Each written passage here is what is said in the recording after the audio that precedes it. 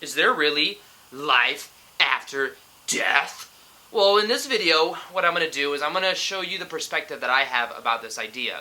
Now, to be honest, nobody knows the exact answer to this. Like, there's nobody that's really come back for the dead. Well, unless you include the idea of near-death experiences, which, by the way, I find very interesting because a lot of people have very similar experiences that kind of correlate when it comes to the idea of NDEs, near-death experiences. But the idea in itself is that this video is relevant for me, at least, because yesterday I found out that the dog that I grew up with passed away. She was about 15 years old, so she was getting up there. She had a long life. She was a very good dog.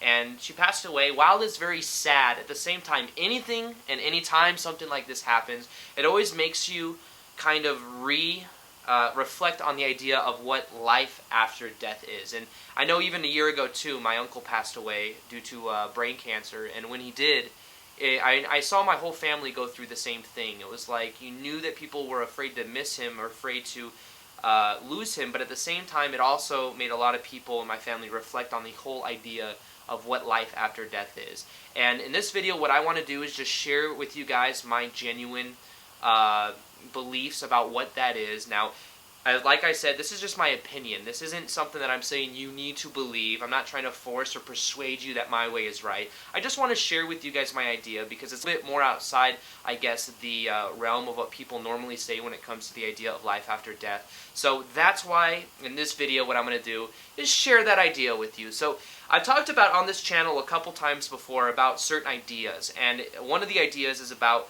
understanding the idea of time. Now, what I'm going to do is intertwine a couple ideas about these realizations that I've had and show you at the end how they all kind of intertwine to come to one ideology. The first part of this is understanding the idea of what life after death really means. Now, when we include or even say the idea of life after death, what it implies is a linear time-space reality, which of course we're having a linear type experience because we have the perception, at least, of past, present, and future. But what I want to talk about is the idea of now and what that really means and shifting our focus of what now could be.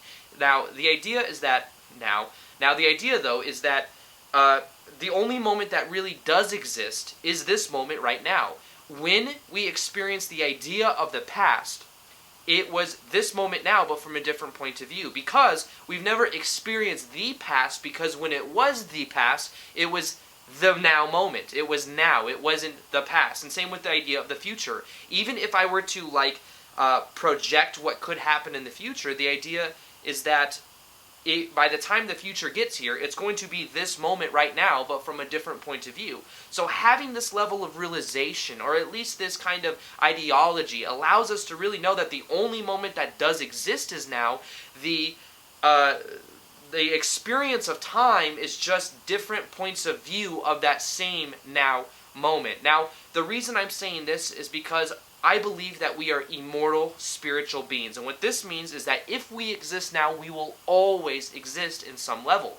Now, once again, this is just my opinion. I'm not saying that you need to believe this, but this is what I intuitively feel. What this means is that if we exist now, we will always exist. So the only thing that really changes is our focus, is our perspective. Now, let me talk a little bit about the idea of dreams. Now, every night when we go to bed, what I believe we do is we actually wake up to higher levels of consciousness of who we are. What this means is that while we're here in physical life, the idea is that we exist at multiple different levels. This is just one focused perception of what that is. When we go to bed every night, what I believe we do is we wake up to those higher aspects of who we are, and that when we wake up in the morning, we refocus ourselves into this experience. Now, I believe a lot of times what happens is we have certain dreams that we might think have a certain meaning, which could be relevant for our life experience, or the idea is that we have certain symbols in our dreams that could have been things we were doing at other levels, but the idea is that we might not even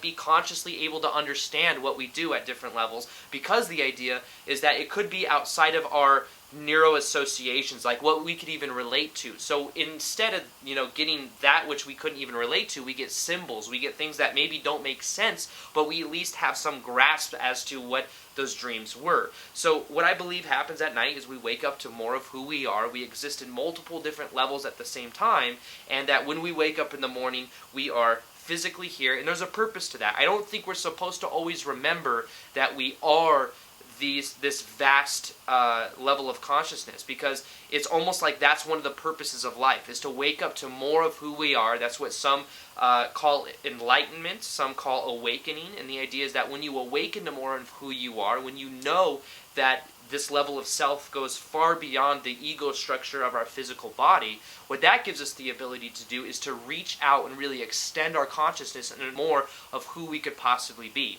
So what this means is that when we pass away at the end of our life, what I believe we do is we just wake up to who we are at different levels, at a higher level, and then we actually have more connection to those who have passed away anyways. I think that a lot of times, like if you've had somebody that passed away in your life, I think that in your dream state, like when you go to bed at night, you have full capacity to connect to that person. It's just that you might not remember it because it might not be relevant, or you might not believe that it's possible, so maybe you don't experience it. But the idea is that we connect, and we are connected to every single one of us are connected. So the idea then is that in our dream state, we can connect to just about anybody. And the idea is that if somebody passed away from this physical focus, we can still connect to them just by having the intention, by bringing that awareness in, and we do it, we just might not remember it. And I think that that's ultimately what the idea of life after death is all about. Understanding that we are all connected, that we exist in a much more vast way than we can possibly even imagine, and that that's ultimately what part of the purpose of life is to wake up to more of these ideas and understand that that's who we are. So I know this idea is a little bit outside of what people normally say, but I wanted to share it with you guys because it's something that at least has helped me move through understanding the idea of life after death, understanding that we're all connected. It gives me a lot of comfort in knowing this, or at least believing this for myself. So I hope you guys enjoyed this video today. Feel free to like this video if you liked it, subscribe if you haven't already, and other than that, much love to you. Alright, bye.